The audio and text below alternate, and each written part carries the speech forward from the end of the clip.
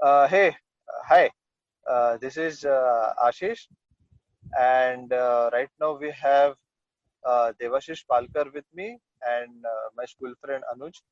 So, hi guys. Hi. I So, Devashish Palkar is a great guy. He's right now studying MD in psychiatry in Surat. Second year में है वो.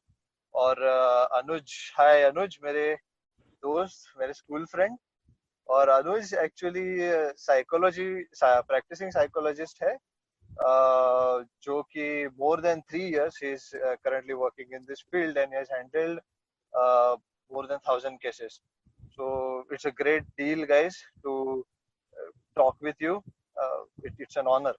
तो अच्छा लगता है ऐसा बात करके, जब इतने एक्सपीरियंस से भरपूर लोगों के साथ में बात करता हूँ. और मतलब इतना प्यार जो घर वाले भी नहीं करते. प्यार वो तो अलग टॉपिक है. वो तो मुश्किल से मिलता है कहीं से.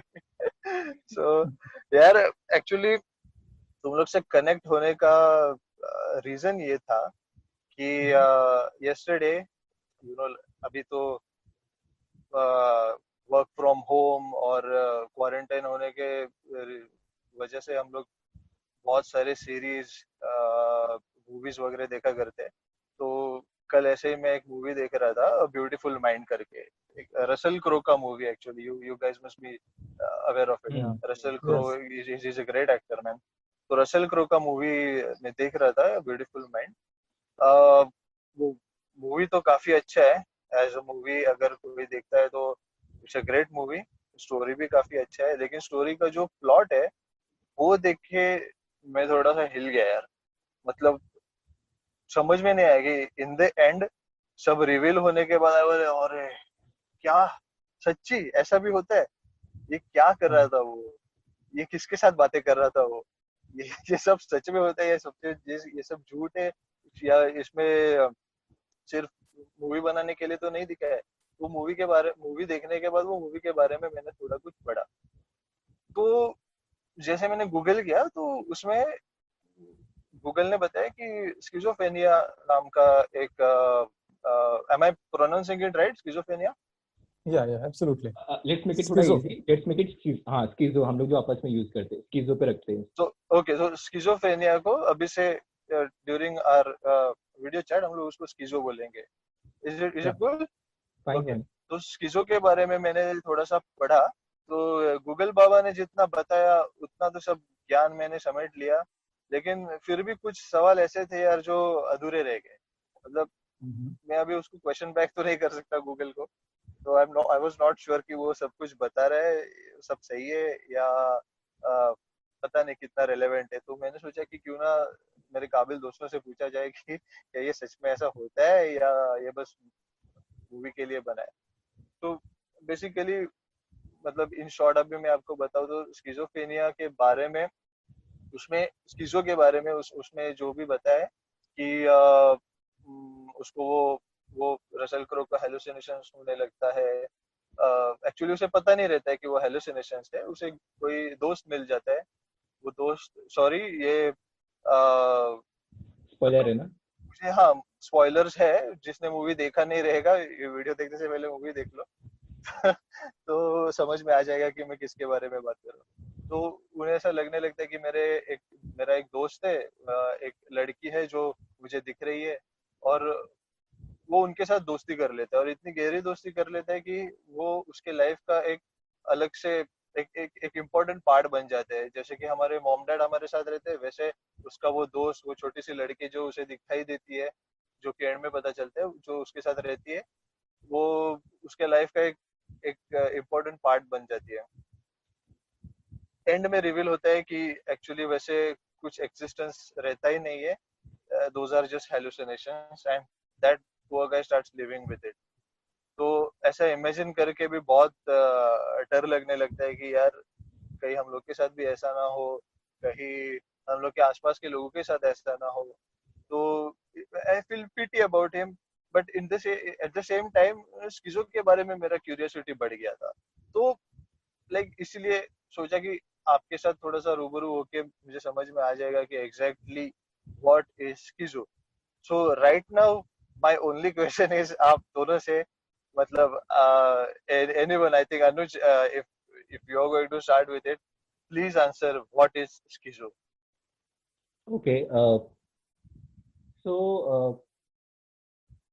हम लोग डीएसएम रेफर करते हैं. डीएसएम होता है diagnostic statistical manual of disorders, जहाँ पे हम लोग की एक बुक होती है जिसे हम रेफर करते हैं कि कोई डिसऑर्डर्स में ये सिम्टम्स अवेलेबल हैं क्या. अगर वो सिम्टम्स अवेलेबल हैं तो हम उसको पर्टिकुलर डिसऑर्डर का नाम कहते हैं. फॉर एग्जांपल बुखार और निमोनिया में फर्क होता है. ये डिसऑर्डर, ये सारे सिम्टम्स है तो निमोनिया है, ये सारे सिम्टम्स है तो बुखार है. Physical health same, emotional health या फिर साइकोलॉजिकल हेल्थ या फिर मेंटल हेल्थ के साथ भी ऐसा है. तो स्कीजो डिफाइन करने के लिए 5 सिम्टम्स होना बहुत ज़्यादा ज़रूरी है. मैं स्टार्टिंग में जार्गन यूज करता हूँ, मतलब जो बुक में लिखा हुआ है, बाद में एक्सप्लेन करेंगे डिटेल में उसको. Sure. तो पहले होता है डेल्यूजन होना ज़रूरी है. हम लोग बाद में एक नोट भी बनाते जाएंगे. डेल्यूजन होना ज़रूरी है, हेलुसिनेशन होना ज़रूरी है, नेगेटिव रिएक्शन होना ज़रूरी है, कैटाटोनिक बिहेवियर, एक जगह बैठे रहना या फिर कोई काम नहीं करना, वो होना ज़रूरी है. और कहीं ना कहीं साइकोमोटर जो हमारी एक्टिविटीज़ है, डल एक्टिविटीज़ होती जाती है. ये 5 चीज़ें होना ज़रूरी होती है, वो भी 6 महीने के अंतराल पे, 6 महीने के ड्यूरेशन पे. ये एक बेसिक है, ये बुक के हिसाब से. अब जो क्लाइंट आते हैं हाँ. वो ऐसे बोल के नहीं आते, सर मुझे डेल्यूजन है, मुझे हेलुसिनेशन है, मुझे ये है, मुझे वो है, ऐसा कुछ नहीं. Exactly, वो समझ में तो आता नहीं रहेगा, I think. और कई बार वो आते भी नहीं है, उनके घर वाले उनको लाते हैं. हाँ, exactly. हाँ. बिकॉज जो आपने मूवी देखी है, वो मूवी भी सेम, जो चीजें किसी और के लिए हेलुसिनेशन थी वो उसकी सच्चाई थी. Exactly. वो उसका रियलिटी है, वो उसे देख रहा है, वो उसके साथ घूम रहा है, उसके हाँ. इमोशंस अटैच है उस इंसान के साथ जो उसके hallucination. So I would like Devashish to take over this, कि कैसे आप 5 सिम्टम्स को डिवाइड करते हैं. बिकॉज एज ए हमारे मतलब साइकियाट्रिस्ट और साइकोलॉजिस्ट, सबसे मेन डिफरेंस ये होता है, साइकियाट्रिस्ट मेडिसिन के साथ काम करते हैं और हम मेडिसिन को हाथ में लगाते हैं. ठीक है. बहुत पुरानी मूवी थी मकबूल, मुझे याद नहीं है कितने लोगों ने देखा या नहीं देखा है. उसमें अच्छा सा डायलॉग था कि वो, मैं थोड़ा सा तारीफ करूँ खुद का, कि हम वो हैं जो शब्दों से ठीक करते लोगों को. तो हमारा काम है सिर्फ थेरेपी करना, बात करना, एक पर्टिकुलर थॉट प्रोसेस पे लेके जाना. बट मेडिसिन जो सबसे जरूरी चीज होती है इन दी मेंटल हेल्थ डिसऑर्डर में, वो पार्ट साइकेट्रिस्ट यानी कि हमारे देवाशीष हैंडल करते हैं. So Devashish can let us know कि कैसे 5 मिनट 10 मिनट या फिर कैसे टेस्टिंग के बाद 1 घंटा उनके साथ स्पेंड करने के बाद वो डिसऑर्डर कैसे आइडेंटिफाई करते हैं. Debashish. So thank you Anuj. So as you rightly explained, मतलब जैसे कि DSM के बारे में आपने बताया, तो वो जो 5 बेसिकली सिम्टम्स होते हैं, तो डायग्नोसिस बनाने के लिए this symptom should be persisting for 6 months. 6 महीने के लिए ये ड्यूरेशन होना जरूरी है. और उनमें से कोई भी 2 सिम्टम्स अगर at the time of presentation हो, बट ये 6 मंथ्स की हिस्ट्री हो, then we can label the person as having schizophrenia. 6 महीना continuously. Yeah, it's a 6 months, minimum 6 months duration should be there. Basically, schizophrenia का course कैसा होता है? Exacerbating, chronic, remitting course रहता है, बराबर? मतलब कभी-कभी symptoms बहुत ज्यादा बढ़ जाएंगे. You will see that frankly वो delusions है, frank hallucinations है. कुछ टाइम के लिए जैसा अनुज ने बताया कि सिर्फ नेगेटिव सिम्टम्स ज्यादा होंगे, कैटाटोनिक बिहेवियर ज्यादा होगा. उसके बारे में हम डिस्कस करेंगे ही, बट ऐसे तरीके से होती है. So basically, when the patient comes to us first, he doesn't come alone. Obviously, उसके relatives या कोई उसे लाया जाता है. The main important thing यहाँ पे रियलाइज करना है कि स्किज़ोफ्रेनिया जो है वो एक साइकोटिक इलनेस है, जहाँ में पेशेंट का इनिशियल स्टेजेस में रियलिटी से टच नहीं होता. So basically what he is perceiving as hallucinations or delusions, they are actually very real to him. So उसके लिए ये नहीं पता है कि ये जो हो रहा है मेरे साथ ये कुछ अजीब हो रहा है. बट जो सामने वाला पर्सन है, उसके साथ रहने वाला है, जो उसके फैमिली मेंबर्स है, जो उसके फ्रेंड्स है, they might perceive that something abnormal is going on with my known person. Okay. When this starts to increase and when this starts to impact his social occupational life, then the person is generally brought to us. So basically diagnosis में ही बहुत सारा delay हो जाता है. The delay happens because जब तक work efficiency और दूसरी चीजों में impairment नहीं आता, तब तक people do not bring the patient. So once a person comes to us, then हम उसके relatives या उसके जो भी known person साथ में आए, उनसे history लेते हैं. Also we interact with the patient, and then we come to know what are the symptoms and how it has affected all the domains of his life, like social, occupational, educational, all the domains. So as the symptoms we started was delusions, hallucinations, right? So जैसे हम delusions के बारे में sure Anuj, should we start discussing it? delusions मतलब एक मेरा concept, मतलब मेरा as a psychologist क्योंकि हम जब नॉर्मल लोगों के साथ मिलते हैं ना, मेरा बहुत ज्यादा कंसर्न रहा है कि किस तरह से हम लोग साइकोलॉजिकल टर्म्स को रियल लाइफ में बहुत ही डाइल्यूट करते जा रहे हैं। हाँ यार, बहुत कि जरूरी है। मतलब आज इंडिया हार गई, लोग बोलते हैं मैं इसलिए डिप्रेस्ड हूँ। यार मतलब तुमको पता नहीं है डिप्रेशन क्या होता है, कभी क्लिनिक आके देखो, यू विल नो डिप्रेशन क्या होता है। वो इंडिया के हारने पे नहीं होता, वो खुद के हारने पे होता है। ठीक है, तो सेम विद डेल्यूजनल होता है कि डेल्यूजनल हम कुछ बातचीत कर रहे हैं, हमने किसी को कुछ मजाक कहा, हमें कहना है कि आप जो मजाक कर रहे हैं वो रियल नहीं है, वो पॉसिबल नहीं है। आप ऐसे भी कह सकते हैं, बट हम क्या करते हैं, हम कहते हैं ये डेल्यूजनल है। नहीं, वो डेल्यूजनल नहीं है। अगर आपको डेल्यूजन देखना है, क्लिनिक आइए, हमको दिखाते हैं डेल्यूजनल क्या होता है। तो फॉर एग्जाम्पल डेल्यूजनल बहुत सारे 5-6 तरह के होते हैं, कई सारे तरह के होते हैं। एक डेल्यूजन ऐसा होता है कि जहाँ पे क्लाइंट को ये लगता है कि लोग मुझे मारने की प्लानिंग कर रहे हैं, लोग मुझे ऑफिस से बाहर निकालने की प्लानिंग कर रहे हैं, लोग मेरे अगेंस्ट मेरे प्रॉपर्टी लेने की प्लानिंग कर रहे हैं। कोई कुछ कर नहीं रहा होता, बट वो हर किसी को उस नज़र से देख रहा होता है। एक तरह का वो डेल्यूजन होता है। एक तरह का होता है कि आपको ही लगता है कि जूही चावला आपके प्यार में पड़ गई है, या फिर आपकी शादी ऋतिक से हो गई है। ठीक है, बड़े लेवल का डेल्यूजन लगता है। बड़े लेवल का डेल्यूजन है। क्योंकि इसमें ये होता है कि कहीं ना कहीं अब कोई इसे सुनता है, जैसे अगर वो अपने दोस्त को कह रही है कि मेरा ऋतिक रोशन से शादी हो गया है, हम लोग कल वहां घूमने गए थे, उसका पेरिस का फोटो देखा, मैंने खींचा था। वो इसी तरह से बोलेगी कि बाकी सुनने वालों को लगेगा कि ये सच ही हुआ है। तो ऐसा वो जानबूझ के करते हैं, that's what you are saying? नहीं, ऐसा नहीं है। उनके यार थॉट मतलब प्रोसेस, अब मैं सुनूंगा तो मैं बोलेगा ये फेक रहा है, हाँ, तो भाई जानबूझ ये के, मतलब इम्प्रेशन क्रिएट करने के लिए, यू नो। ये एक प्रॉब्लम होता है वहां पे कि जहाँ पे नॉर्मल इंसान को ये समझना होता है कि ये डिसऑर्डर है, ये इश्यू है, हाँ ये खुद को बड़ा दिखाने या चढ़ाने का काम नहीं हो रहा है। बिकॉज जिस इंटेंसिटी के साथ वो इंसान कह रहा है वो रियल है, उसकी जो कन्विक्शन होता है वो बहुत रियल है। कन्विक्शन होता है। हाँ, ओके। बिकॉज जब मैंने भी प्रैक्टिस शुरू किया था, जब मैं भी हाँ हॉस्पिटल में काम करता था, हाँ कई सारे रिलेशन सुन के हमें डर लगता था, क्या सच में ऐसा हो गया हाँ कि कल शिव जी आए थे। मतलब मेरे को जिस उसने इंटेंसिटी के साथ बोला कि कल शिव जी आए थे, मुझे सच में लगा आए होंगे यार, ये जिस तरह से बोल रहा आए होंगे। हाँ।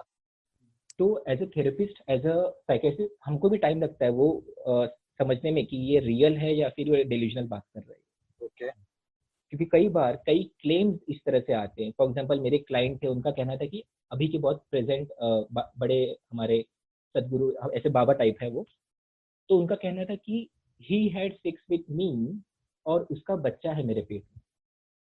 ऐसा वो ऐसे उस औरत? फीमेल का कहना था। ओ।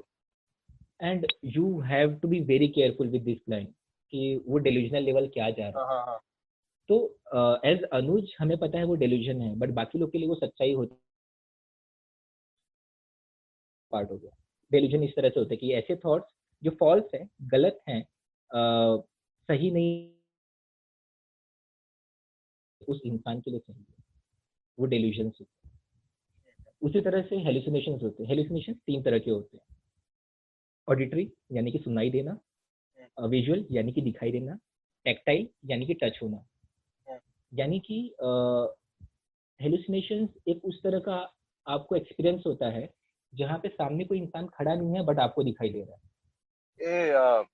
लगे रहो मुन्ना भाई में जैसे है वो, गांधी, हाँ, उनको सॉर्ट ऑफ लाइक जो बाबा दैट, को यस, गांधी जी दिखाई देते हैं, राइट। तो उसमें वो उसने गांधी का, मेंशन भी किया है हेलुसिनेशन वर्ड। हाँ, आई थिंक तो जो इंटरव्यू हाँ, सेशन था उसमें लेकिन ये जो थ्री साइकियाट्रिस्ट ने टाइप्स बताया, का होता है, मुझे अभी पता चल रहा है, थैंक्स टू यू। 3 टाइम्स का मतलब हमारे देयर पास कैन कई बी बार वो आल्सो भी आते हैं। अदर टाइप्स आल्सो कि ऑल्फैक्टरी हो सकते हैं, बट बेसिकली हाँ, स्किज़ोफ्रेनिया में जो होते हैं हाँ।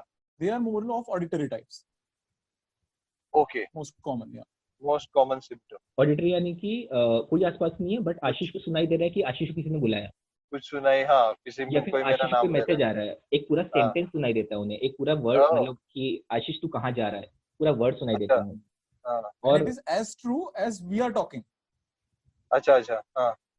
तो लेकिन वो ऐसा है कि वो आवाज जानी पहचानी होती है या रैंडम, या फिर it's your related take, too? या Devashish see your take. It can be anything, it can be anything, मतलब जो पर्सन तुमने देखा नहीं हो, जिसे मिले नहीं हो, उसकी हाँ भी हाँ। आवाज आ सकती है, और it can be a known person. Oh. And the voices can be coming from a far of place. मतलब एक पेशेंट हमारा आया था, वो बोलता है, मतलब वो बैठा सूरत में है, बोल रहे हैं आवाज मुझे दिल्ली से आ रही है, वो उसको पता है, मतलब इसको एक्स्ट्रा लोकेशन कैंपेन जो हम भी जार्गन पता है बोलते उसे? हैं। हाँ, मतलब कहाँ से आ रही है, क्योंकि उसको पता है कि उसका गांव पहले वहां था, तो वो घर अच्छा। पे था, उस घर के आजू बाजू वाले पड़ोसी लोग बोल रहे हैं, मतलब उसको हाँ ये हाँ। पता है वो पड़ोसी तो वहीं रहने वाले हैं, तो पड़ोसी की अच्छा। आवाज उससे यहाँ तक सुनाई दे रही, तो हाँ। ऐसे भी हो सकता है। ओ, ओके। और फॉर एग्जाम्पल एक टपली वाला कि मुझे कोई मार रहा है, so that is tactile hallucination. कोई नहीं या मार रहा आपको, बट आपको अच्छा, फील हो रहा है, आपको कोई फील टैप हो कर रहा है रहा कि कोई मार रहा है, कोई बुला रहा है, है। हाँ, तो टैप ये कर टैक्टाइल रहा हेलुसिनेशन हो गए। है। इसी तरह से अगर हम कहें negative symptoms, Devashish negative symptoms. या नेगेटिव सिम्टम्स में बेसिकली क्या होता है, पहले समझना जरूरी है कि नेगेटिव क्यों कहते हैं। नेगेटिव हम इसलिए कहते हैं कि जो इंसान नॉर्मली चीजें कर रहा है वो उनमें नहीं कर पा रहे, so these are basically deficits, कि जो इंसान को करना चाहिए। For example, patient should interact with others, so he is not interacting, he has withdrawn into himself, right, he is not communicating. और समटाइम्स द पेशेंट्स कम कि वो लोग खाना खाना छोड़ दिया है, it could be because of delusions और हेलुसिनेशंस, बट उन्होंने खाना खाना छोड़ दिया है, खुद का केयर नहीं ले रहे, तो उनका ग्रूमिंग हाइजीन होता है वो बहुत पुअर हो जाता है, जिसे हम कुछ सिम्टम्स ऐसे होते हैं जैसे कैटाटोनिया कहते हैं। कैटाटोनिया में इंसान का अगर देखोगे ना तो ऐसे लगेगा कि पुतला बैठ गया तुम्हारे सामने, देयर वुड बी अच्छा, no facial expressions, no reactions whatsoever. अगर तुम ओके। इंटरेक्शन करने का ट्राई भी करोगे, देन आल्सो यू हाँ, would answer in very short sentences, very short words, और you would not even interact. मतलब हाँ। इस तरह का भी प्रेजेंटेशन दिखने मिल सकता है। मतलब जनरली क्रोनिक हम लोग केसेस कभी होते हैं कभी उसको वैसा होता है। बोलते जोन डब हो गया है वगैरह, ऐसा मतलब वो मैं एक अपने बार हुआ दो। तो जोन्ड आउट है, वो 6 महीने हाँ। तक हुआ तो या फिर हुआ। एग्जैक्टली, एग्जैक्टली, या या, या, मतलब सो यार द तुम लोग को क्राइटेरिया इज तो उसके बारे में इंपॉर्टेंट। पता है। मैं मेरे दोस्त को ऐसा देखूंगा, यही वो फिर से इसका हो गया। हाँ, मतलब ऐसा ना हो कल आप अपने दोस्त को देखो सीरियसनेस वो नहीं बेचारा है वो शायद सोच रहा है, इसलिए। आप बोल रहे हो ये कैटेगोरिया में चला गया। नहीं, वैसा तो नहीं बोलूंगा। Yeah, true. ओके, या सॉरी मैन, प्लीज कंटिन्यू। तो मेरा एक पार्ट था उसमें कि हाँ कैटाटोनिया अगर आपको देखना है ना, आप कोई भी हाँ। बॉलीवुड या फिर हॉलीवुड मेंटल असाइलम की कोई भी मूवी उठा के देख लो, जो बाजू के एक्स्ट्रास खड़े होते हैं ना, जिनको खाली खड़ा हुआ दिखाई दिया गया है, वही कैटाटोनिया है। वो रूम के कोने में चुपचाप खड़े हैं, वो ना किसी से लड़ रहे हैं ना किसी से झगड़ रहे हैं, तो वो Yeah. कैटाटोनिया है। और अगर आप देखोगे कि कितने लोग हैं, तो उनकी क्वांटिटी काफी ज्यादा होती है। ओ, फॉर एग्जाम्पल जैसे नेगेटिव सिम्टम जो देवाशीष ने समझा है, जब मैं हॉस्पिटल में काम करता था, हम लोग डे केयर एक्टिविटीज लेते थे। डे केयर एक्टिविटीज यानी सुबह सुबह 10 से लेके शाम के 4 बजे तक क्लाइंट्स हमारे यहाँ रहते थे, और उनके साथ डांस एक्टिविटी, ड्राइंग एक्टिविटी, ऐसे बहुत सारी एक्टिविटीज की जाती थी। तो नेगेटिव सिम्टम्स में ये होता था कि वो पार्टिसिपेट नहीं करते थे। आप चाहे जो कर लो, ओके।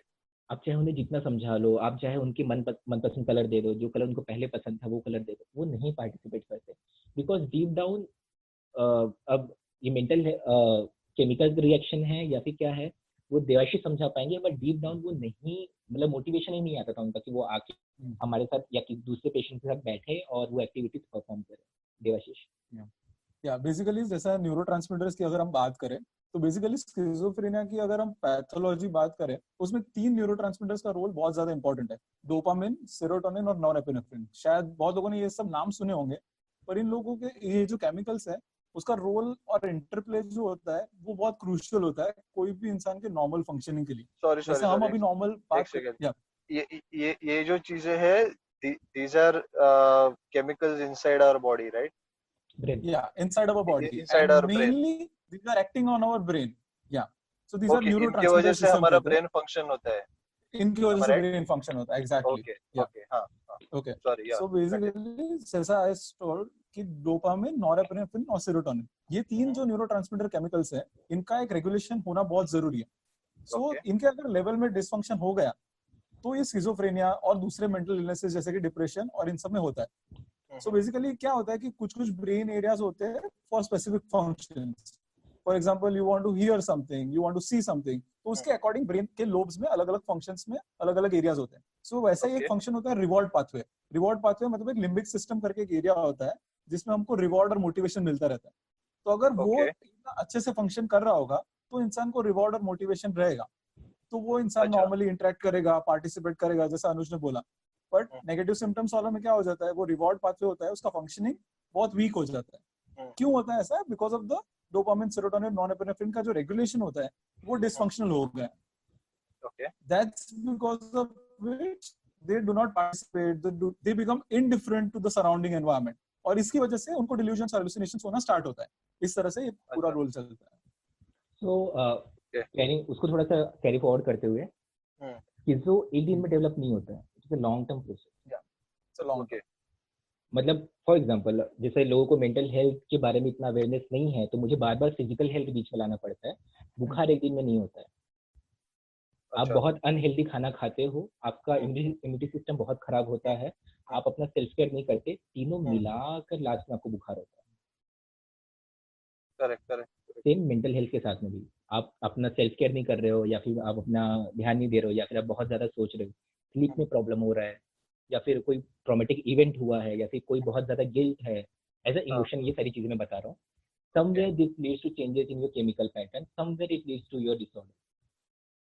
तो स्टेप बाय स्टेप वो डेवलप होता जाता है। That's what you are trying to से।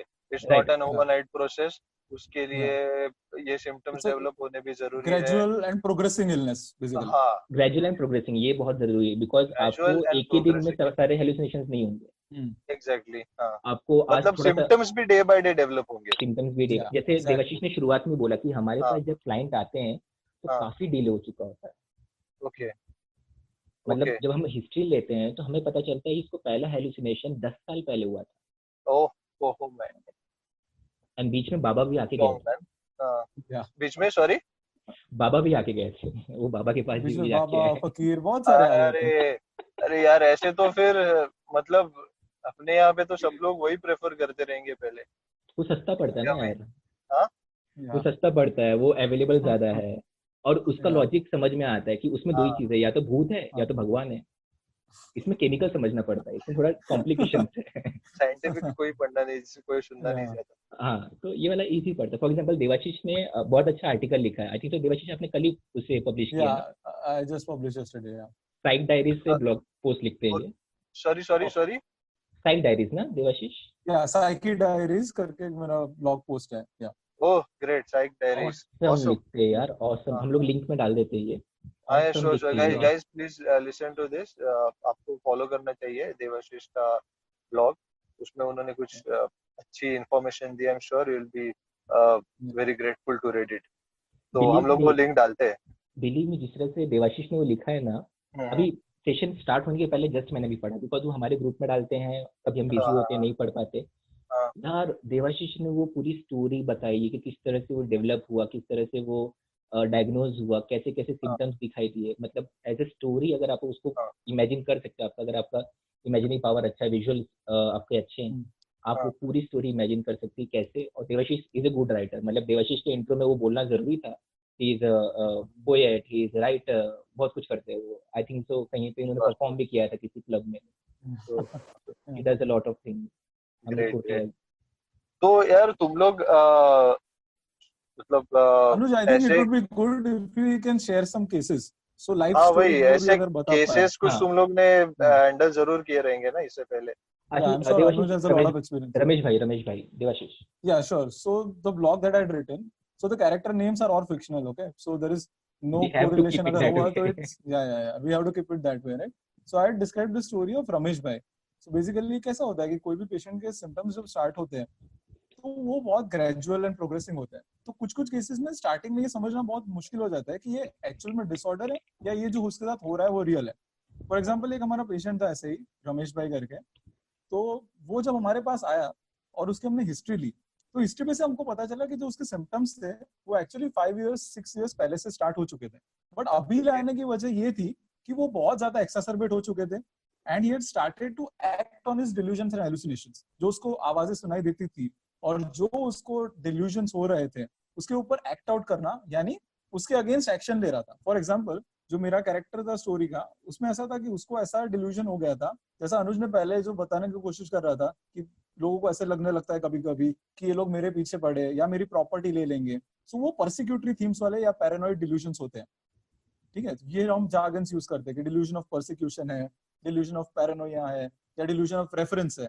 डिल्यूजन ऑफ रेफरेंस में ऐसा लगने लगता है कि दो लोग अगर आजू बाजू खड़े हैं या कहीं भी रोड पे खड़े हैं, they are talking something else, but a person starts feeling कि वो मेरे बारे में कुछ डिस्कस कर रहे हैं या फिर मेरे कोई रेफरेंस में लेके कुछ बोल रहे हैं, and he starts taking them very personally and very seriously. So इस केस में ऐसा हुआ कि वो रमेश भाई को ऐसा लगने लगा कि उसके जो नेबर में एक मुस्लिम मेल रहता था मंसूर भाई करके, he was having persecutory ideas against him. That was his belief, which was actually not true. और ये उसको डेवलप कैसे हुआ कि because he was one day sitting in his bedroom और वो उसके भाई के साथ कुछ प्रॉपर्टी के बारे में कुछ डिस्कस कर रहे थे, बिकॉज मंसूर भाई wanted to shift to another place, so he was asking the patient's brother about the prices he could fetch in his society. So ये डिस्कशन उसने जब सुना तो he interpreted this in a very delusional way. He interpreted it as if कि वो मंसूर भाई हमारा घर हड़प लेना चाहते हैं. इनिशियली कुछ दिनों के लिए this process kept on developing in his mind, but one day came when he started to act out on them.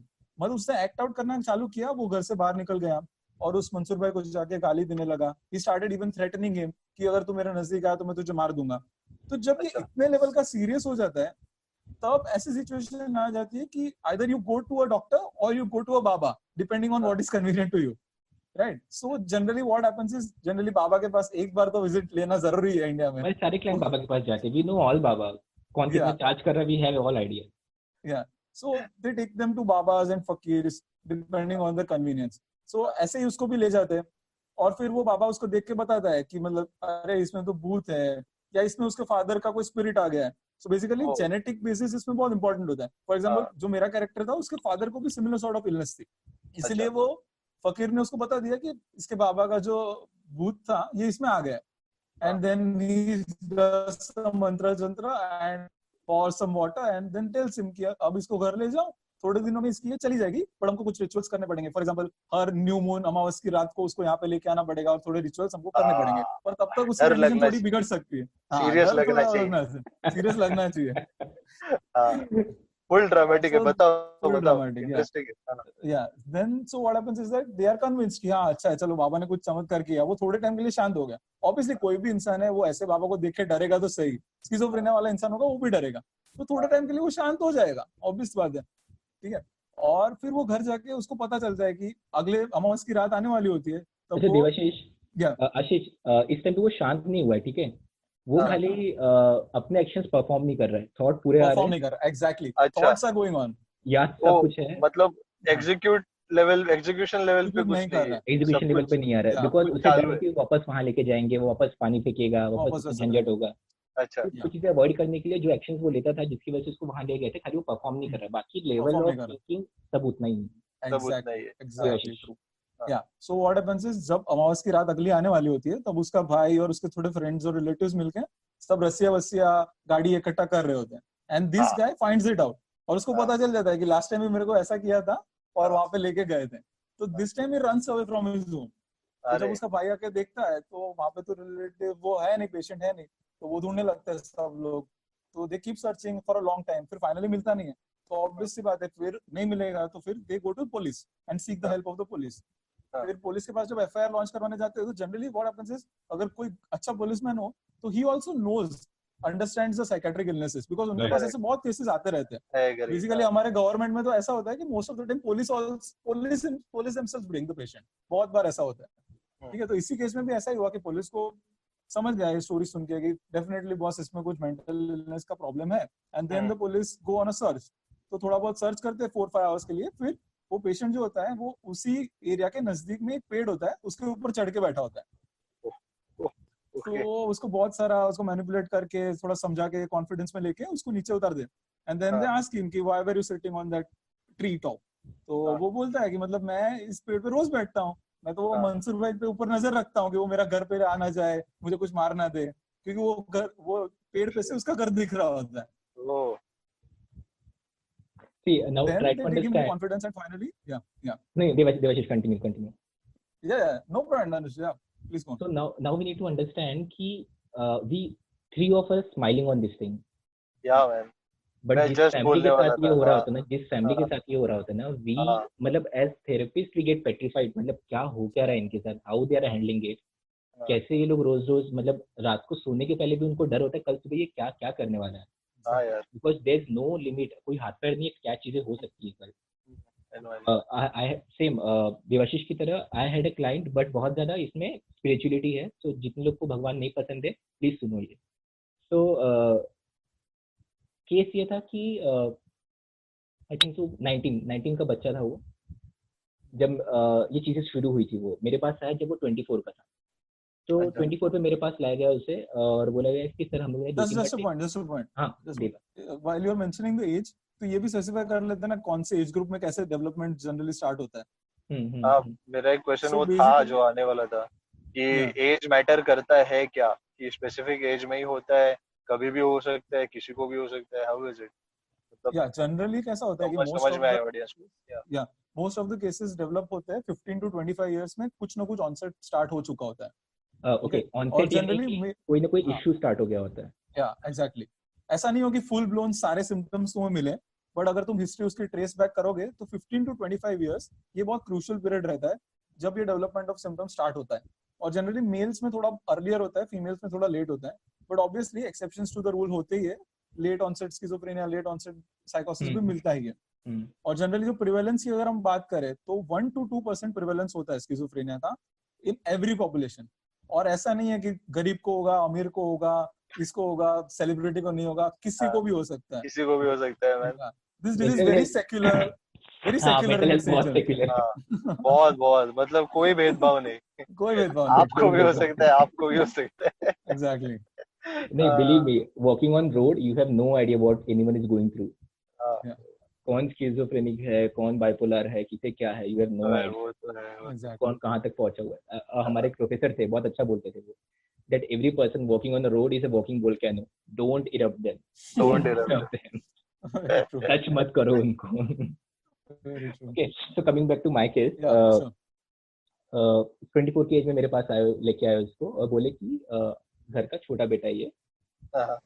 Mummy, थोड़ा सा हिस्ट्री देता हूँ मैं। बड़ा भाई मेरे पास लेके आया था, मम्मी बचपन में डेथ हो गया था जब ये छोटा था, आई थिंक 4-5 साल का था तभी डेथ हो गया था। सेकंड वाइफ आई जो पापा की, तो बच्चों की तरफ अच्छा ध्यान नहीं दिया।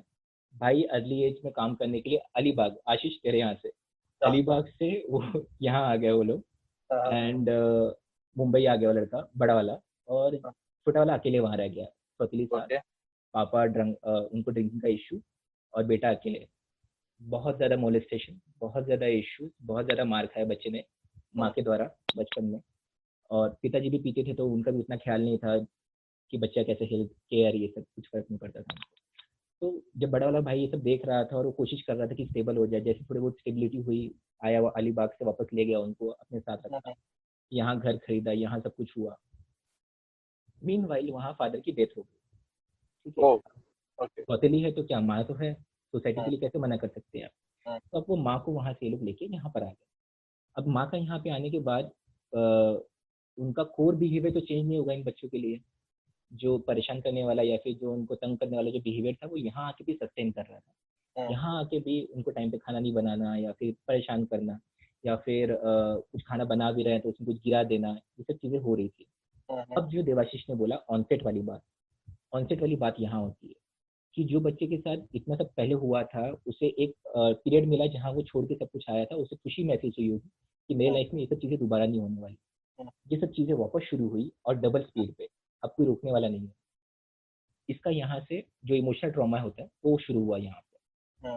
इसी दौरान वो हमारे ना थॉट्स क्रिएट हो जाते हैं, जहाँ जो इसने आज जब ये 24 साल का मेरे पास आया हुआ है और ये बातें कर रहा है, तो अब ये बातें कर रहा है कि मैं 4 साल का था तभी डेथ हो गया था मेरा।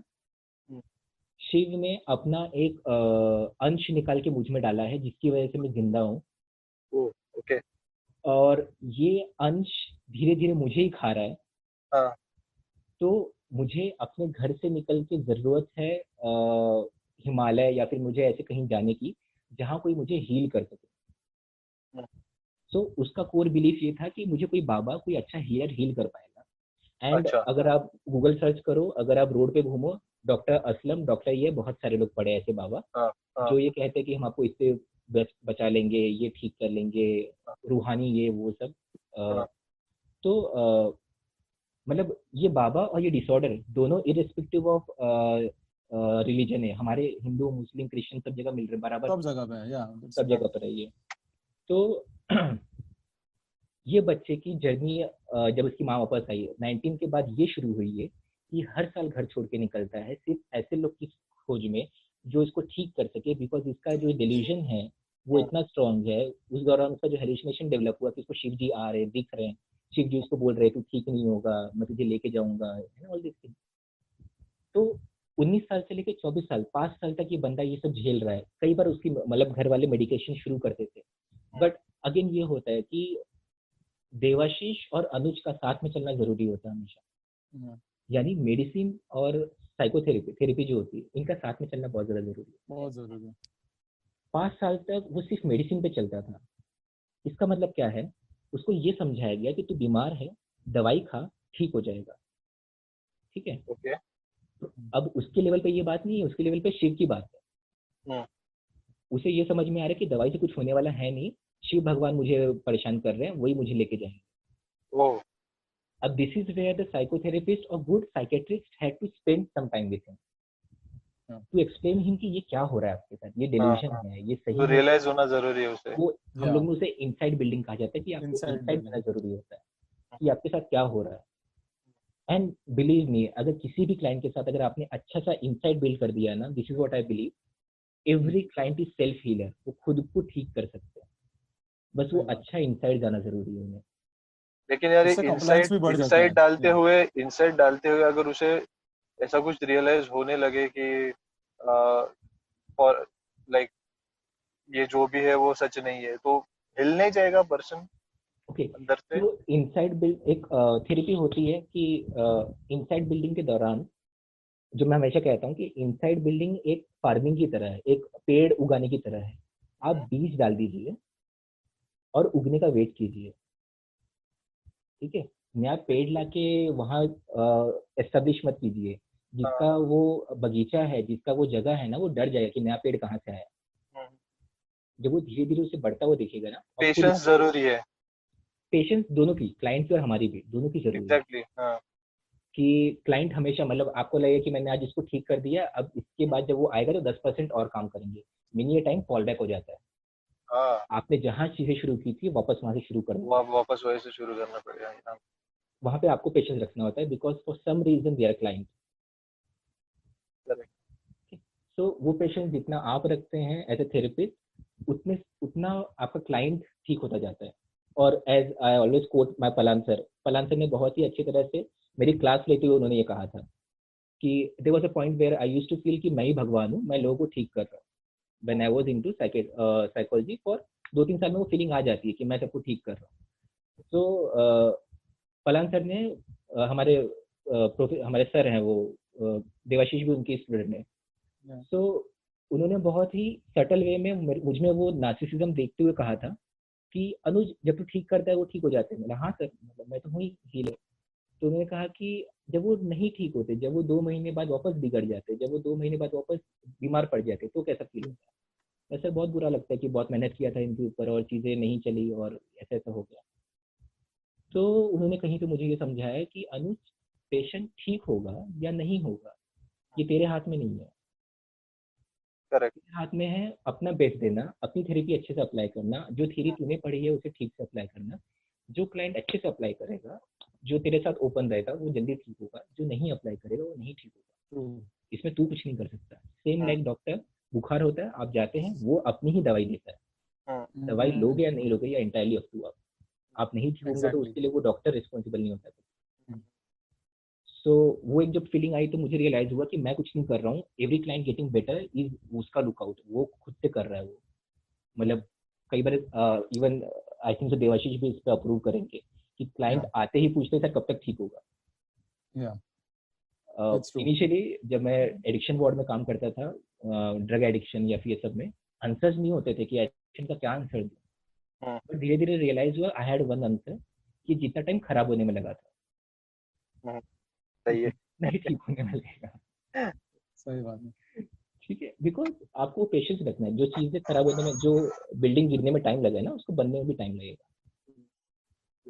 एक दिन में तो गिरे नहीं थी, जर्जर हुआ, धीरे धीरे खत्म हुआ।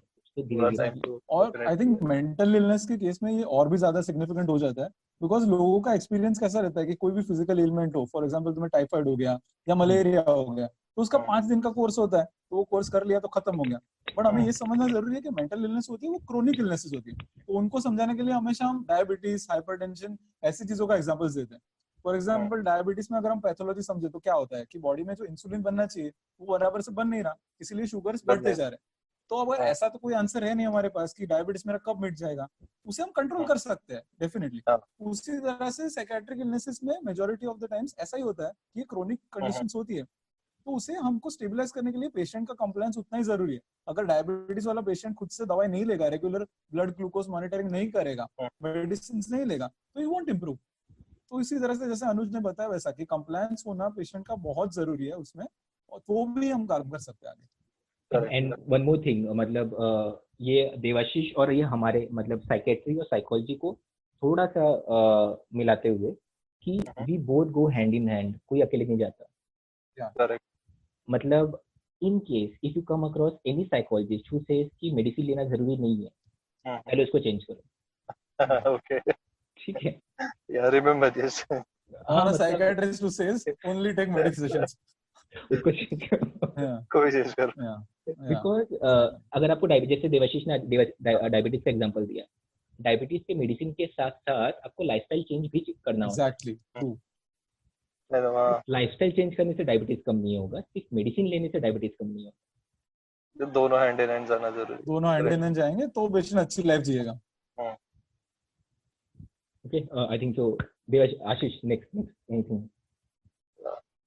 सो इट्स रियली ग्रेट कि वो जो पॉइंट मुझे बहुत अच्छा लगा तुम लोग ने जो कहा कि एक जो पेशेंट नहीं कह सकते, क्लाइंट जो भी रहता है, क्लाइंट, हाँ क्लाइंट जो रहता है उसको उसमें खुद में इतनी काबिलियत रहती है कि वो अपने आप को ठीक कर सकेगा, लेकिन उसके साथ में जो रहते हैं उनका भी कुछ तो रोल जरूरी होता होगा, right? Like suppose for example तुम लोग ने कहा, अनुज ने कहा कि देयर वाज अ गाय, और देवाशीष ने कहा कि दैट आपके जो सब्जेक्ट थे, जो क्लाइंट थे, उनके साथ में जो रहने वाले थे उन्होंने भी कुछ ना कुछ तो रोल प्ले किया रहेगा definitely to get that person out of it, उनको ठीक करने में। तो आपको लगता है आप या फिर आप कुछ सजेस्ट करना चाहेंगे उन लोगों के लिए जिनके आसपास ऐसा होता है, जो वो लोग नोटिस कर से कि this guy is going through something which is not common, तो आसपास वालों का क्या रिस्पॉन्सिबिलिटी है, जो उनके साथ रहते हैं, उनके mom dad, friends, grandfather, grandmother, जो भी है, उनका क्या रिस्पॉन्सिबिलिटी है, और फिर उनको क्या केयर लेना चाहिए to handle such situation? First of all एक टर्म में दे देता हूँ, इस टर्म को कहा जाता है केयर गिवर। केयर गिवर, हाँ, ये वो लोग होते हैं जो क्लाइंट के साथ रहते हैं। ओके, केयर गिवर सिर्फ फैमिली नहीं होती है, ये वो भी होते हैं जो उनके जॉब के साथ में होते हैं, ये भी वो भी होते हैं जो उनके दोस्त होते हैं, उनके बिल्डिंग में रहते हैं, ये सभी केयर गिवर है। ठीक है, खाली इंस्टेंट केयर गिवर्स यानी कि जो क्लोज वाले केयर गिवर्स है, यानी कि फैमिली में जहाँ रहता हूँ और एक ऑफिस जहाँ मैं 8 घंटे बिताता हूँ। तो care giver sessions, care giver therapy, care giver process, ये बहुत ही डिफरेंट चीज है, बहुत ही बड़ी चीज है जो समझनी बहुत जरूरी होती है। कई सारे प्रिंसिपल्स है इसके। सबसे बेसिक जो मैं हमेशा केयर गिवर को समझाने की कोशिश करता हूँ, चाहे वो पेशेंट एडिक्शन का हो, स्किज़ो का हो, बाइपोलर का हो, या फिर नॉर्मल डिप्रेशन, या फिर किसी भी डिसऑर्डर का केयर गिवर जो उनकी फैमिली में रह रहे हैं, पहली बात तो ये समझना जरूरी है कि ये आपकी वजह से नहीं हुआ है। इसमें आपका कहीं कोई हाथ नहीं है। बाकी डिसऑर्डर्स में नहीं, बट अक्सर एडिक्शन में उठकर ये बात आती है। मतलब गिल्टी फील करना जरूरी, गिल्टी नहीं फील करना चाहिए, नहीं फील करना, because parents guilt he feel करना शुरू करते हैं कि शायद मैंने ही कुछ किया जिसकी वजह से ये ऐसा हो गया। खुद को दोष देने लगते हैं। एंड उसके बाद वो थेरेपी सिर्फ डाउनफॉल है, वो कभी ऊपर नहीं जाएगी वो थेरेपी, वो ट्रीटमेंट कभी ऊपर नहीं जाएगा। बिकॉज क्या होगा ना, आप थेरेपी में जाएंगे, आप थेरेपिस्ट से बात करेंगे, आप साइकियाट्रिस्ट के पास जाएंगे, वो आपसे अच्छे से बात करेगा, बट घर आने के बाद वापस वही माहौल, वापस ग्राउंड जीरो, जहाँ पे चीजें बड़ी हो रही थी वापस वही हो गया। बराबर। तो एक पॉइंट में ही तरह से Devashish, next point. So care givers की बात करें तो केयर गिवर डिस्ट्रेस जो होता है वो कम करना बहुत जरूरी है। जैसे अनुज ने कहा, बेसिकली चाइल्ड साइकियाट्री में ऐसा बहुत देखने मिलता है कि parents start to blame themselves कि हमारे वजह से ऐसा हुआ, तो फिर एक पेरेंट दूसरे पेरेंट को ब्लेम करना शुरू कर देता है। फॉर एग्जांपल फादर मदर को बोलेगा कि तेरी वजह से हुआ, तूने अच्छे संस्कार नहीं दिए उसको, इसकी वजह से ऐसा बिगड़ गया। ये बहुत कॉमन हाँ देखने मिलता है इंडियन फैमिलीज में। तो इसमें ये समझना जरूरी है कि ये जो डिसऑर्डर, ये इट्स अ मेडिकल डिसऑर्डर। मतलब तुम्हें अगर तुम्हारे साथ वाले को टाइफाइड हो गया या डायबिटीज हो गया तो उसमें कोई तुम्हारा रोल नहीं है, उसी तरह से इस बीमारी में भी तुम्हारा कोई रोल नहीं है। But your role and responsibility starts after the disease gets diagnosed and after the treatment is initiated. कि उसको तुम compliance, उसको तुम follow up कैसा रख रहे हो, उसके साथ तुम घर में कैसा व्यवहार कर रहे हो, उसकी वजह से वो ट्रीटमेंट की एफिकेसी है वो भी बहुत बढ़ जाती है। थोड़ा सा फिलोसफिकल वे में अगर मैं बोलूँ इसे, तो फिलोसफिकली आपको ना, जैसे अगर मैं बाप हूँ और मेरा बच्चा है, या फिर मैं घर का फैमिली मेंबर हूँ और मेरा कोई पेशेंट है, उसी मेटाफोर में हम इसको अगर देखें, तो आपको ना उस बच्चे को उठा के चलने की जरूरत नहीं है, उसके साथ चलने की जरूरत है। Correct, absolutely. आपको कहीं ना कहीं ये नहीं करना है कि मैं इसे दवाई दूंगा, मैं इसे ठीक करूंगा, मेरी वजह से ये ठीक होगा। नहीं, ये ऐसा कहीं नहीं होगा।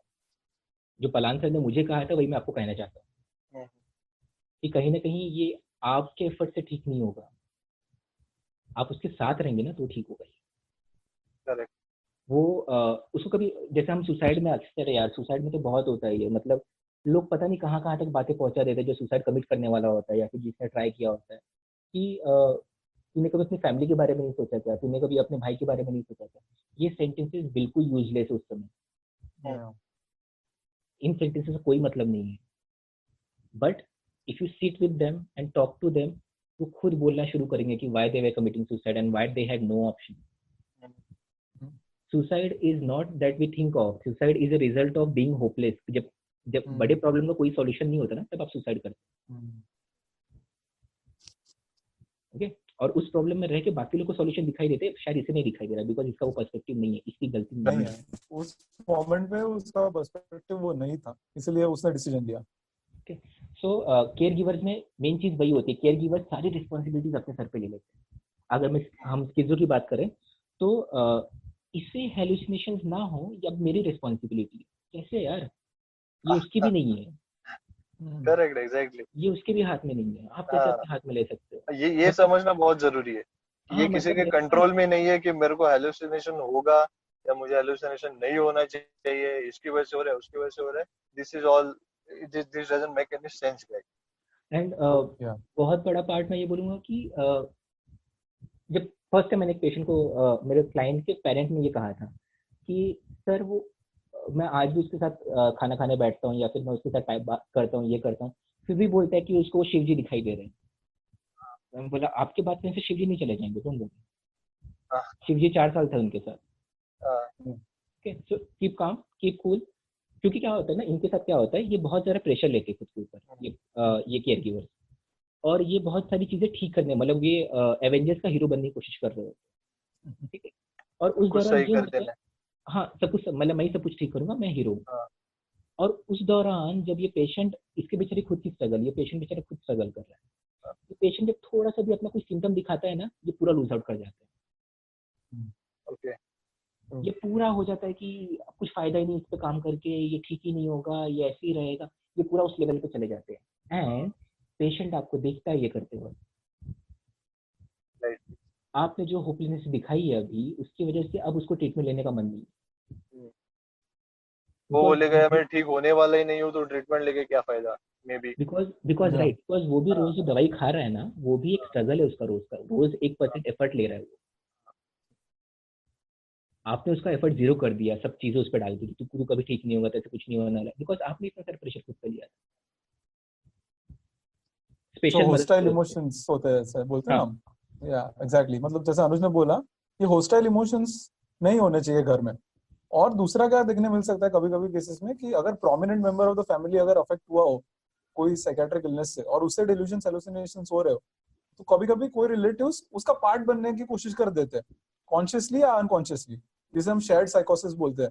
बहुत केसेस में ऐसा भी दिखने मिलता है कि अगर कोई फादर है, सपोज उसको इलनेस हो गई and he is starting to feel delusional और he is having hallucinatory voices, तो उसकी वाइफ में इतनी कैपेसिटी शायद नहीं थी उसको बताने की ये जो हो रहा था वो चीज गलत थी, तो she started getting involved with him, she started to live his illusions. जैसा अगर आप मुन्ना भाई की बात करें, तो जैसे सर्किट ने पहले ट्राई किया था, जैसे सर्किट ने किया था, तो circuit started getting involved in it कि हाँ मुझे भी दिख रहा है, बट एक्चुअली वो नहीं था।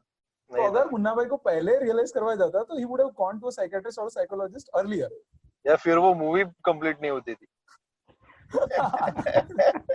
या मूवी के लिए ठीक था, बट हाँ, या रियल मूवी लाइफ के लिए में ठीक ऐसा था, नहीं होना मूवी चाहिए। के लिए ठीक एग्जैक्टली, था, रियल लाइफ में ऐसा नहीं करना चाहिए। नहीं होना चाहिए, आपको अपनी एग्जैक्टली। मूवी कंप्लीट नहीं करनी है गाइस, हाँ, एंड अपार्ट फ्रॉम आपको दैट अपनी मूवी को रोकना है। मुन्ना भाई का जो लास्ट सीन था, वो दारू पी के गाड़ी चला रहे हैं ऑल दिस थिंग, यहाँ तो मुझे याद आया कि majority cases of schizo are substance induced. Sorry, substance induced यानी कि, यानी सब्सटेंस क्या होता है? Alcohol, alcohol, drug, MD, meth, marijuana, हमारा नेचुरल मैरिजुआना, ये सारी चीजों की वजह से बहुत ज्यादा क्लाइंट, क्योंकि आप इतना सारा कंज्यूम कर रहे हैं, आपका ब्रेन सेल्स, जैसे उन्होंने बताया डिस्क्रिप्शन में, ब्रेन सेल्स टेढ़ होते जा रहे हैं, कमजोर होते जा रहे हैं, they are getting somewhere induced to hallucination, induced to मतलब वो शुरू हो रहा है, इसकी वजह से हेलुसिनेशन शुरू हो रहा है। एब्सोल्युटली, करंटली ये ड्रग्स जो लॉन्ग टर्म इफेक्ट होता है, ये ब्रेन को बहुत ही डिसफंक्शनल कर देते हैं। जो ब्रेन के अंदर के न्यूरॉन्स होते हैं, जो अलग अलग न्यूरोट्रांसमीटर्स होते हैं, उसका सारा डिसफंक्शन स्टार्ट हो जाता है। इसलिए जब हम पहली बार ड्रग्स लेते हैं तो हमको बहुत अच्छा महसूस होता है, but over a period of time it has a very deleterious effect on the brain. Devashish, पता नहीं मैंने आपको ये केस कभी शेयर किया है कि नहीं किया है। आशीष, कैन यू गेस मेरा सबसे कम उम्र का एडिक्शन का क्लाइंट क्या एज था उसका? I'm not sure man, 10 to 15 maybe। 11 साल। Bang on। 11 साल का बच्चा 11 साल विथ हेलुसिनेशन।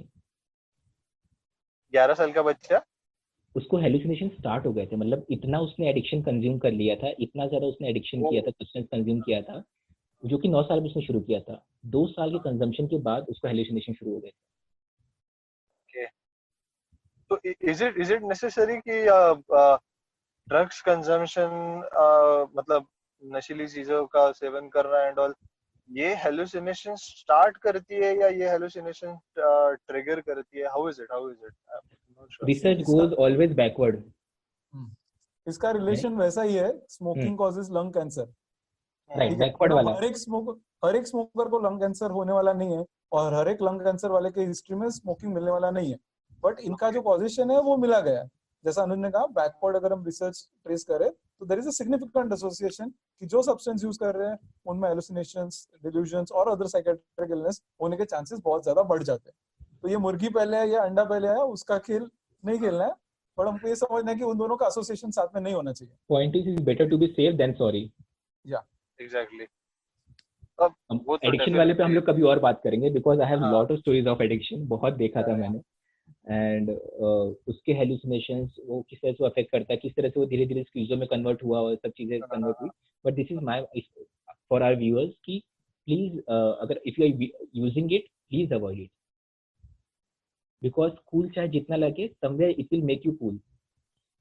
कूल तो डेफिनेटली नहीं है, ये तो कुछ अलग ही है लोगों की सोच, जो कि बहुत गलत है। वो अलग पीयर प्रेशर चल रहा है, तू करता है क्या, नहीं करता क्या, बच्चे हैं, वो लेवल का बात है। ठीक है, इसके बारे में डेफिनेटली एक चर्चा होनी जरूरी है। बिकॉज़ बहुत ज्यादा बड़ा, मतलब देख के बुरा लगता है, सुन के बुरा लगता है, तब दिल बैठ जाता है यार कि अरे यार ये किस राह पे जा रहे हैं यूथ। तो anyway, that's completely different topic. तो स्किज़ो के बारे में तो डेफिनेटली बहुत सारी चीजें आज पता चली, थैंक्स टू यू गाइस। और मतलब क्या आपको ऐसा लगता है कि जो केयर गिवर्स के बारे में जो आपने बताया, तो केयर गिवर्स का भी उतना ही रिस्पॉन्सिबिलिटी है? देवाशीष, केयर गिवर्स का भी इतना ही रिस्पॉन्सिबिलिटी है कि अगर उन्हें कोई केस फील होने लगता है, या फिर उन्हें ऐसा लगता है कि इसे शायद स्किज़ो का सिम्टम्स दिख रहे हैं, तो एडवाइस लेना जरूरी है किसी प्रोफेशनल से? Like, do you think it is better that they approach earlier than the client, than the actual guy who is facing it? मतलब ऐसा कैसा है कि इस केस में कि इंडिया में जो अवेयरनेस है रिगार्डिंग मेंटल इलनेस वो बहुत ही लो लेवल पे है। मतलब बाकी सब लोगों को डायबिटीज के लक्षण पता होंगे, टीबी के लक्षण पता होंगे कि 2 हफ्ते से ज्यादा लंबी चलने वाली खांसी है तो टीबी हो सकता है, पर किसी को ये नहीं पता कि अगर ऐसे डिल्यूजन और हेलुसिनेशन आ रहे हैं 6 महीने के लिए तो उसे स्किज़ोफ्रेनिया कहते हैं, ठीक है। और इसमें कहीं ना कहीं हमारा भी रोल है कि हम लोग उस तरह से अवेयरनेस नहीं फैला पाए, राइट। सो हमारी भी उतनी रिस्पॉन्सिबिलिटी बनती है कि लोगों को ज्यादा से ज्यादा साइको एजुकेट किया जाए इन चीजों के बारे में। अगर जैसे आपको अभी अब बात पता चली है तो now you have sort of somewhat understood what are the science and symptoms. तो अगर आपके साथ कोई बंदा आएगा जिसको ऐसे लक्षण होंगे तो you would come to know and you would advise him to get an opinion of a psychiatrist और a psychologist at the earliest. So ये होना बहुत जरूरी है। So once the patient is diagnosed, उसके बाद भी हमें बहुत इंपॉर्टेंट है कि केयर गिवर्स को समझाना कि ये बीमारी क्या है, बीमारी के लक्षण कैसे हैं और क्या क्या हो सकता है आगे भी, और तुम्हें क्या ध्यान रखना है। सो बेसिकली ये स्किज़ोफ्रेनिया में भी सुसाइड बहुत कॉमन होता है, ठीक है, बिकॉज ऑफ द डिल्यूशंस, हेलुसिनेशंस, उसकी वजह से वो सुसाइड अटेम्प्ट भी बहुत कॉमन कर दें। तो इसकी वजह से ये भी देखना जरूरी है कि अगर जो बंदा है वो ट्रीटमेंट पे है तो वो अकेला कहीं बाहर जा रहा हो तो प्लीज मेक श्योर कि उसका कहाँ जा रहा है, किसके साथ बातचीत कर रहा है, अकेला ज्यादा स्पेंड कर रहा है तो वो क्या कर रहा है, उसकी एक्टिविटी भी थोड़ी ध्यान रखना है। मतलब ऐसा नहीं है कि you have to spy on him, but you have to be vigilant. ज्यादा हैमर करना भी जरूरी नहीं कि किधर जा रहा है बता, कि किस घर जा रहा है बता। ये नहीं करना है, ये नहीं करना है। You just have to be vigilant कि what he is doing, what is up to, और उसको कॉन्फिडेंस में लेते रहना है। मतलब as a care giver you should have a good rapport with your client कि वो तुमसे सब बातें शेयर करे नॉन जजमेंटली, नॉन जजमेंटली, बिना जजमेंट के वो बातें ये कह सबने सके। याद रखना है, नॉन जजमेंटली। हाँ या एग्जैक्टली, बिकॉज कितने केसेस में ऐसा, जैसे अनुज ने बताया कि इनसाइड बिल्डिंग अगर एक बार हो गई और तो उसे पता लगने लगता है कि मुझे जो हो रहा है वो सही नहीं है, डिल्यूजन्स है और वो हेलुसिनेशंस है वो सही नहीं है। तो ये बातें वो आपसे तभी शेयर करेगा जब आप पे वो कॉन्फिडेंस रख पाएगा। अगर आप या आपके कोई फ्रेंड्स है उसका मजाक बना रहे होंगे तो वो ऑब्वियसली वो बात शेयर नहीं करेगा। इसलिए इसको बहुत सीरियसली और एम्पैथेटिकली सोचने की बात है। मतलब अपने अपने तरीके होने चाहिए शायद to to face that thing, to you know कि कैसे उसको ज्यादा से ज्यादा अपने तरीके से कैसे उसको फेस किया जाए, कैसे उसको सॉल्व करने की तरफ लिया जाए। बाय द वे ये जो केसेस रहते हैं, is it schizo completely curable? I am not sure, मतलब मुझे ऐसा एक सवाल आ रहा है। इज इट बिकॉज वो मूवी में बताया कि that guy Russell Crowe, Beautiful Mind में बताया रसल क्रो, वो बोलने लगता है कि I am used to that guys now, मतलब मुझे अभी कोई फर्क नहीं पड़ता है कि those guys are with me, those guys are not with me, I am just used to it. मतलब मैं जब तक जिंदा हूँ तब तक वो लोग वहां पे रहेंगे, उतना मुझे पता है। तो क्या ये चीज हर एक के साथ होती है कि उसको कुछ ट्रीटमेंट के बाद, मेडिकेशंस के बाद, थेरेपी के बाद वो चीजें उसके दिमाग से, वो हेलुसिनेशन उसके दिमाग से हटनी चालू हो जाएंगी? How is it, like what's the end point of this schizo? So जैसे आदिवाशीष ने पहले बोला, diabetes, BP, they stay with you, okay, because something went wrong, okay, at insulin level, at blood pressure level, और एक brain का जो chemical है शायद उसके लेवल पे कुछ something went wrong. Okay, now अगर आप मेडिसिन ले रहे हो, आपके जो सिम्टम्स है ना बहुत कम हो जाते हैं। okay, okay? जितना आपको प्रॉब्लम होता था, जितना आपको इश्यूज होता था, वो बहुत कम हो जाता है, आपको आवाजें कम सुनाई देने लगती है। बट एज मूवी का जो कैरेक्टर है जिसने वो बोला, वो भी होना जरूरी है, दैट आपको वो इनसाइट समझ में आया, that you are working on your therapy, that you are working on yourself, कि कैसे मैं उसे मैनेज कर रहा हूँ, कैसे। फॉर एग्जांपल बहुत, मतलब आई थिंक सो, मैं कई केसेस में ऐसा होता है कि कई सारे क्लाइंट कहीं ना वो इस बात पे आ जाता है कि उन्हें ये हेलुसिनेशंस, ऑडिटरी हेलुसिनेशंस होने लगते हैं टू किल योरसेल्फ, जो देवाशीष ने बोला सुसाइड में आता है, और किल योर फैमिली। ओके, कहीं ना कहीं ये धीरे धीरे वो होने लगता है। Now if client is well aware of himself, उसका इनसाइट लेवल अच्छा है, उसे समझ में आ रहा है कि मुझे क्या डिसऑर्डर है, बात कहाँ तक पहुंच सकती है, मुझे क्या क्या सुनाई दे सकता है, मुझे क्या क्या दिखाई दे सकता है, तो वो उस समय खुद को बैलेंस करेगा। अच्छा, अगर वो इनसाइट नहीं है तो फिर उसके लिए प्रॉब्लम हो जाता है फिर।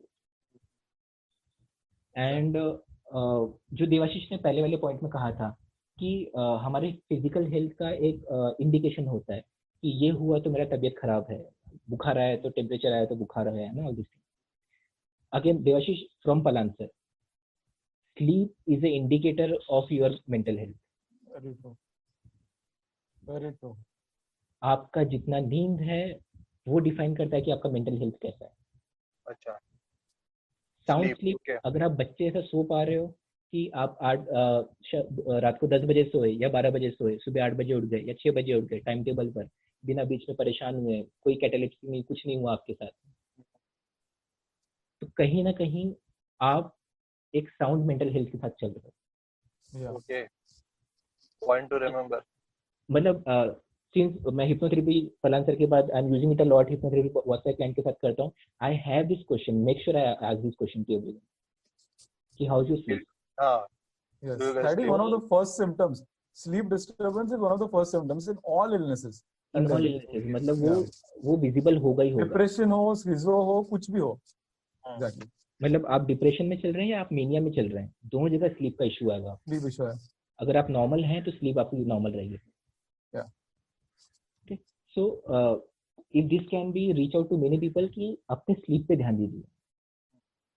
And we are into corona phase, we are into अभी इकोनॉमिक स्लो डाउन है, ये है वो है, प्लीज कितना भी काम करना है ना, जो भी करना है ना, स्लीप के साथ मस्ती नहीं।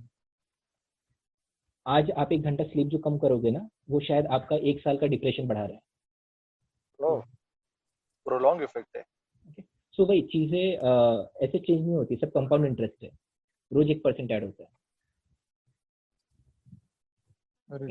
सो try to keep it that way कि आप उस तरह से उन चीजों को होल्ड कर रहे हैं कि आप स्लीप पे ध्यान दे रहे हैं।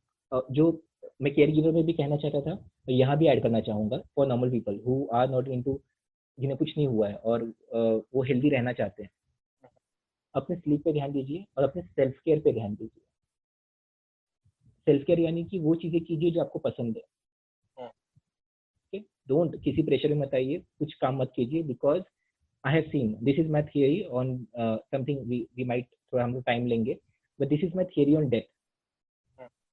कि किसी का भी डेथ ना किसी टाइम पे नहीं हो रहा है कि 50 पे डेथ होगा, 60 पे डेथ होगा, 65 पे डेथ होगा, डेथ रैंडम्स हो रहे हैं। मैंने ये थियरी बनाई है मेरे हिसाब से कि एवरीवन, हर किसी का ना कोटा लिखा हुआ है कि आप इतना काम कर लोगे ना, then your death is decided, then you are suppose to go back to your heaven और हेल्थ, जो भी आपने यहाँ पे कांड किया है। ठीक है, so on the basis of that आपका स्टोरी एंड होने वाला है। नाउ जब से मुझे ये समझ में आया ना, आई स्टार्टेड स्लोइंग गो, मतलब मैं धीरे धीरे काम करता हूँ। आई हैव माई 2 क्लिनिक्स, मुझे तीसरा क्लिनिक खोलने में टाइम चाहिए, आराम से खोलूंगा, क्वालिटी टाइम में खोलूंगा, मे भी पता नहीं भगवान ने लिखा होगा तीसरे क्लिनिक के बाद ऊपर आ जाना। मैं टाइम के साथ जाना चाहता हूँ।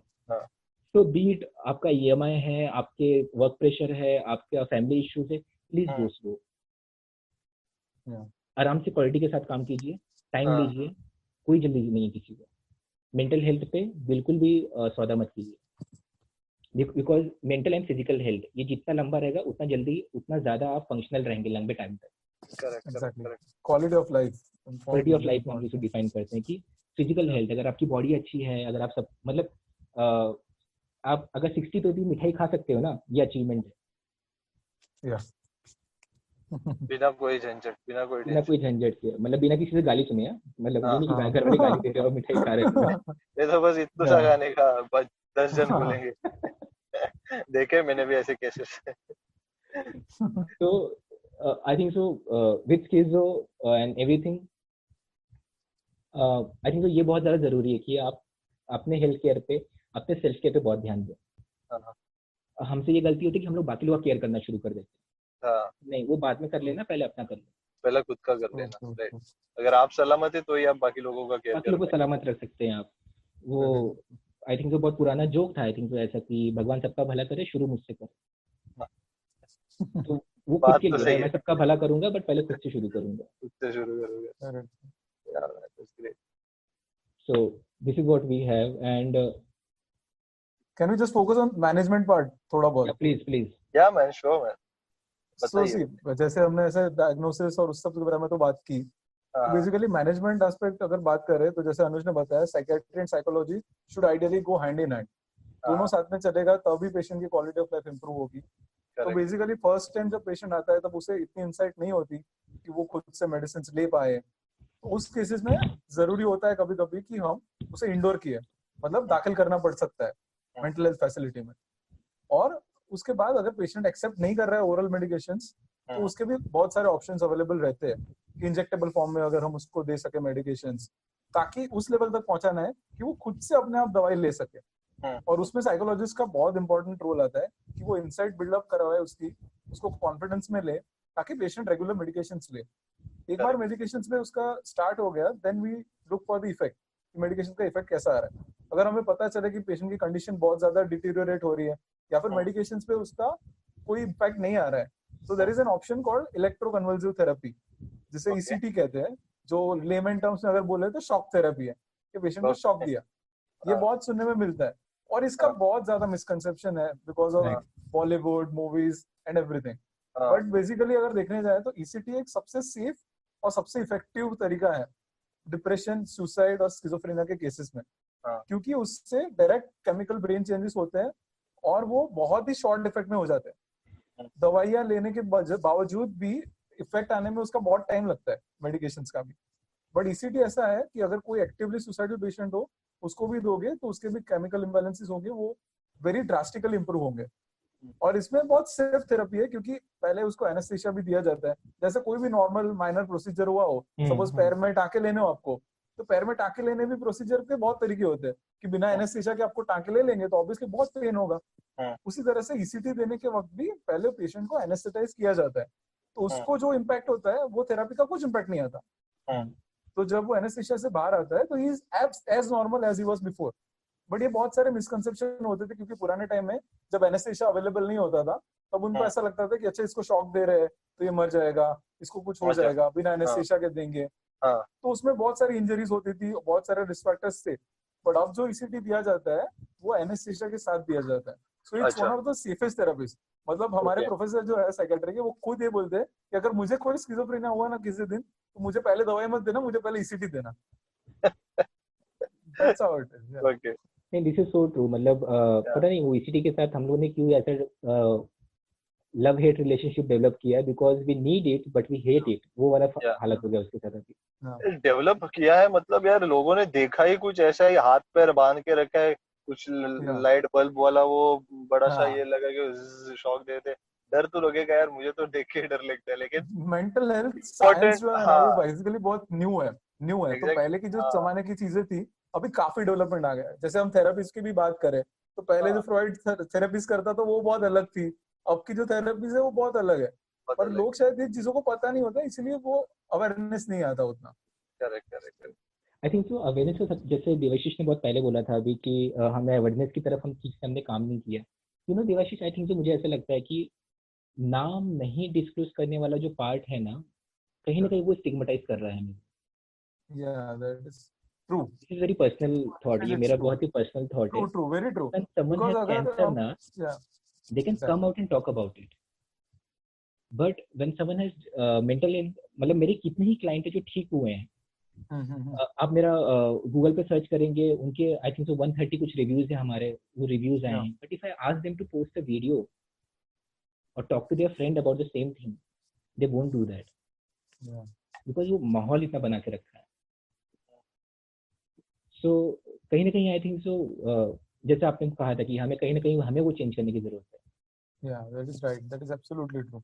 मतलब I always try to promote, और मतलब अपने ही क्लाइंट को से कोशिश करता हूँ कि यार चल वीडियो पे और बात करें। Yeah. Come out and talk और लोगों को बताओ, it's okay, it's absolutely normal to be on medication, to be on therapy. It is absolutely normal. And I think so ना देवाशीष, I think so ये भी है कि यार I think so डायबिटीज भी ना एक स्टिग्मा से बाहर निकला है, उसको भी टाइम लगा। हाँ, yeah, definitely. मतलब as far as I remember कि मेरे जो बड़े पापा को डायबिटीज हुआ था, he wasn't disclosing it. Yeah. दवाई ले रहे हैं, कोई पूछ रहा है तो ऐसी नींद का दवाई लिया या फिर ऐसी बुखार Okay. गले में खराश है इसका दवाई ले रहा है। तो डायबिटीज ने भी अपना टाइम लिया है स्टिग्मा से बाहर निकलने में। तो I think so mental health भी अपना टाइम लेगा, बिकॉज अच्छे मूवीज भी बन रहे हैं. फॉर एग्जांपल डियर जिंदगी, nice movie, people should watch that movie. तो वो मूवी है. तो आई थिंक सो उस तरह की मूवीज भी बन रही है जहाँ पे थोड़ा बहुत उस तरह से अवेयरनेस हो रहा है. डिप्रेशन में आजकल बहुत काम हो रहा है, मतलब उसके अवेयरनेस कैंपेन्स बहुत अच्छे से चल रहे हैं. Maybe one of the reason is because celebrities started talking about it openly. Maybe. That is very true. That is essential also. वो ऐसी चीजों में लेकिन essential उसका है. एडवर्स इफेक्ट, जैसे अनुज आपने कहा कि एडवर्स इफेक्ट भी होने लगा शायद. हर छोटी बात को डिप्रेशन कहा जाता है, which is not correct. Maybe. अब मैं पहले से बहुत, मतलब मैं थोड़ा ओल्ड स्कूल हूँ, तो मैं इससे पहले बहुत अगेंस्ट होता था कि कोई ऐसे बोल रहा है तो मैं तो बहुत ऐसे बोल देता था. कि मुझे ऐसे रियलाइज हुआ ना कि any publicity is good publicity. Good publicity, that's true. वो तो है कि चलो और अगर जैसे 10 लोग के बीच में बैठ के किसी ने बोल दिया कि मुझे डिप्रेशन फील हो रहा है, कम से कम एक 10वां बंदा जाके गूगल पे सर्च तो करेगा, यार क्या बोला, क्या वर्ड बोला था उसको, डिप्रेशन क्या हो. तो कम से कम जब उसको होगा तो वो सोचेगा उसके बारे में. सोसाइटी में दोनों तरह होंगे, रैशनल इरेशनल दोनों तरह के लोग होंगे. आप उनको बैलेंस नहीं कर सकते, तो छोड़ देना चाहिए. ठीक है, false alarm is better than no alarm. हाँ मतलब ठीक है, कोई बात नहीं, चलेगा. हाँ, फिर हम उसको वो कर देंगे कि अच्छा, उसको समझा देंगे कि तुझे डिप्रेशन नहीं है, बट इट्स गुड ना कि वो he is coming out. Correct correct. हाँ मतलब आई वुड लाइक टू से कि स्टेटस या फेसबुक पे डालने से अच्छा है किसी साइकियाट्रिस्ट या साइकोलॉजिस्ट के पास जाके आप वो डिस्कस करें. दुनिया को चिल्लाने के बताने की जरूरत नहीं है. जैसा फैमिली फिजिशियन होता है ना, वैसा फैमिली साइकोलॉजिस्ट होना चाहिए. किसी को समझ में आता है तो you shouldn't feel awkward, you shouldn't feel weird about it. But चिल्ला के बताने की जरूरत नहीं है कि I am feeling like that. I think so Devashish and Ashish both, कि कहीं ना जब मैंने करियर शुरू किया था, स्टिग्मा, मैं सिंपल बोलूंगा, मेरे करियर में, मेरे प्रैक्टिस में आज तक स्टिग्मा बीच में नहीं आया कभी. Because from day one I was ready for it. कि कोई ना कोई क्लाइंट मेरे को उल्टा पूछेगा कि इससे क्या होगा, तो आंसर्स रेडी थे. तो स्टिग्मा ने कभी ऐसे पुट डाउन, वैसे कभी वो नीचे नहीं दबाया कभी. तो आज भी अगर मैं स्कूल में जाता हूँ और सेक्स एजुकेशन के बारे में बात करता हूँ कि मुझे सेक्स एजुकेशन के बारे में बात करना है, मुझे मना करेंगे, पता है मुझे, because they think sex education यानी सेक्स करना. तो आई एम ओके, 10 में से 3 मान गए, मेरा उतना ही स्ट्राइक रेट है. बाकी 7 अगले साल मानेंगे. True, very true. That's a good outlook to life. So I think so हमें भी वो ओपननेस के साथ, वो बोलते हैं ना, वो स्ट्रगल के साथ काम करने की जरूरत है. कि चलो ना, मना करेंगे, कोई नहीं मानेगा, 2-3 वर्कशॉप नहीं होंगे, कोई बात. कोई मानेगा. Exactly. Anyway, so I think बहुत ज्यादा चीजें आज आपके साथ बात करके क्लियर कर पाया हूँ मैं, स्पेशली स्किजो. सो आई थिंक मुझे वो मूवी से रिलेटेड और अपने आसपास या फिर अपने पर्सनल लाइफ से रिलेटेड भी काफी सारे आंसर्स मिल गए. सो is there anything you guys just want to open up about, you want to add up about schizo? Otherwise I think काफी सारी बातें हम लोगों ने कर ली है. तो लाइक कुछ आपको अगर डिस्क्लोज करना हो तो 24th May, that's tomorrow, is World Schizophrenia Day.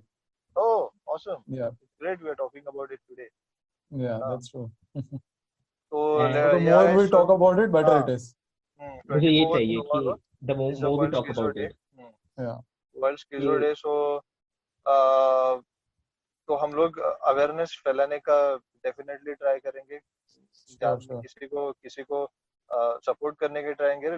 Let's be a care giver. और अगर हमें लगता है कि 6 मंथ से ज्यादा हम लोग कुछ फील कर रहे हैं तो वी शुड डेफिनेटली. उससे पहले भी आ सकते हो. 6 महीने की एग्जैक्टली पहले भी आ सकते हो. राह देखनी नहीं है, पहले आ जाओ. और फिर है यार, तो ऐसा नहीं फिर होना चाहिए कि तुम बोले यार ये कितना टाइम हुआ, 6 महीने के बाद नहीं. और प्लीज बीच में प्लीज कोई मोटिवेशनल वीडियो मत देखिए. और पूरा ज्ञान एक अलग पॉडकास्ट बनाना पड़ेगा. वो एक अलग मेरा अलग प्रॉब्लम मेरे लाइफ का. वो सही में यार, पूरा ज्ञान. और गाइस पूरा ज्ञान आपको यूट्यूब और गूगल में नहीं मिलता है. जो भी मिलता है वो लिमिटेड सोर्स मिलता है. जितना आप ढूंढ पाते हो उतना मिलता है. आप फेस टू फेस बात करेंगे, आप मिलके बात करेंगे, तो जो आपको नहीं पता है वो भी आपको पता चल जाएगा. Sure. So Ashish, can yeah, we ask our viewers to write their stories in comment? मतलब yeah, of course man. Questions, तो anything. No problem. So yeah guys, आपको अगर आपने कभी ऐसा कुछ एक्सपीरियंस किया हो, या आपने अभी कभी ऐसा कुछ फील किया हो अपने लाइफ के किसी भी पीरियड में, तो चाहे वो 10 साल पहले हो, 20 साल पहले हो, या फिर 10 दिन पहले हो, इट डजंट मैटर. आप आपका स्टोरी डिस्क्राइब कर सकते हैं इनटू द कमेंट सेक्शन, और हमारे डिस्क्रिप्शन में लिंक भी रहेंगे to follow Anuj and Devashish Palkar, टू आपको उनका काम जानने का मौका मिलेगा. You guys will be really grateful that you will be able to experience how these guys work. So it's a great deed that I'm friends with these guys. तो मुझे तो काफी अच्छा मौका मिलता है अनुज और देवाशीष के साथ बात करके चीजों को जानने का. And I am sure this guys will B readily available for anyone जिनको ये सब एक्सपीरियंस करना जरूरी है. So I think it's good about everything about Schizo. So let's meet in next session, Anuj and Devashish. sure. Thanks a lot for helping us, guys. Thanks a lot कि आप लोग ने इतने अच्छे तरीके से ये सब कुछ explain किया. So let's meet in another session. All right. Sure. Thank you, Ashish, for the opportunity. Yeah, man. Thanks, you, Ashish. Definitely. It was great. Very well conducted. Yeah. Chalo, see you guys. Thanks. See you guys. Yeah.